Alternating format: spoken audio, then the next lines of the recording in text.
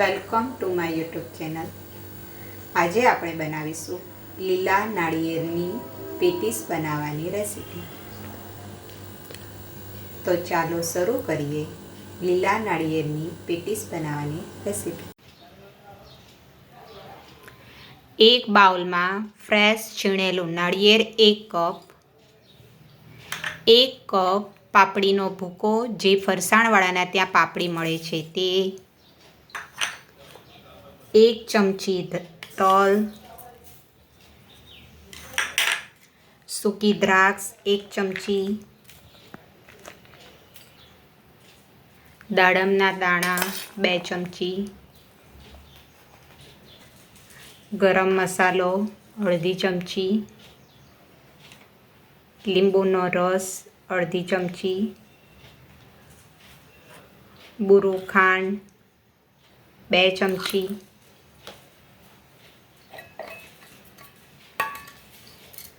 લીલા મરચાં 1 ચમચી,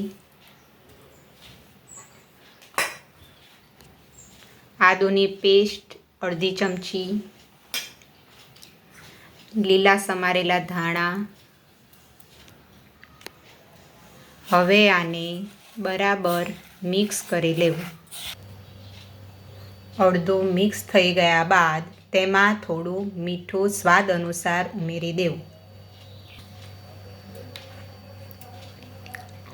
અને ફરીથી હલાવી દેવું.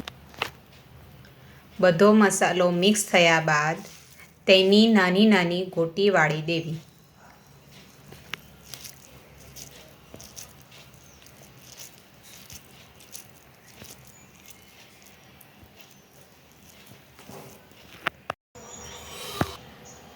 કોટિંગ બનાવવા માટે મેં અહીં 4 થી 5 નંગ બાફેલા બટાકા લીધા છે. તેને આપણે એક બાઉલમાં છીણી વડે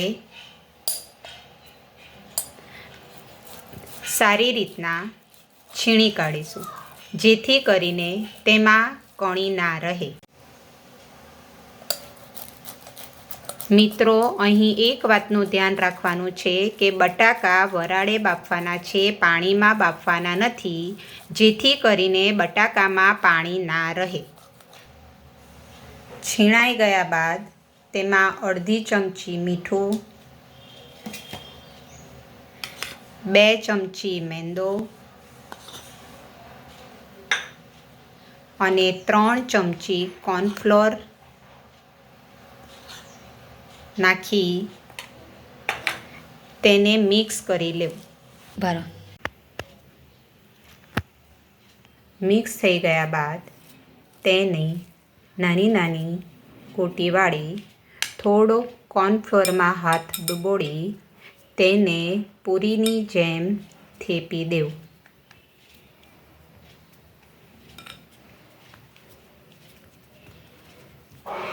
પછી તેમાં આપણે જે ગોટી બનાવી હતી તેને મૂકી પેક કરી દેવું.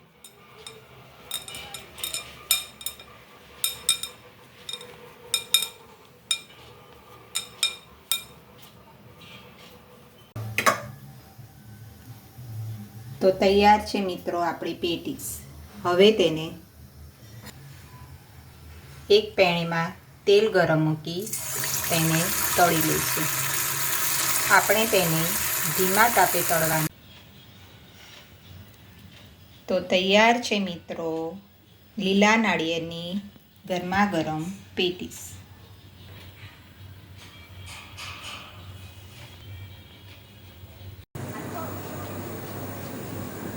તો મારી યુટ્યુબ ચેનલને લાઈક કરો, શેર કરો, કોમેન્ટ કરો અને સબસ્ક્રાઈબ કરો. Thank you.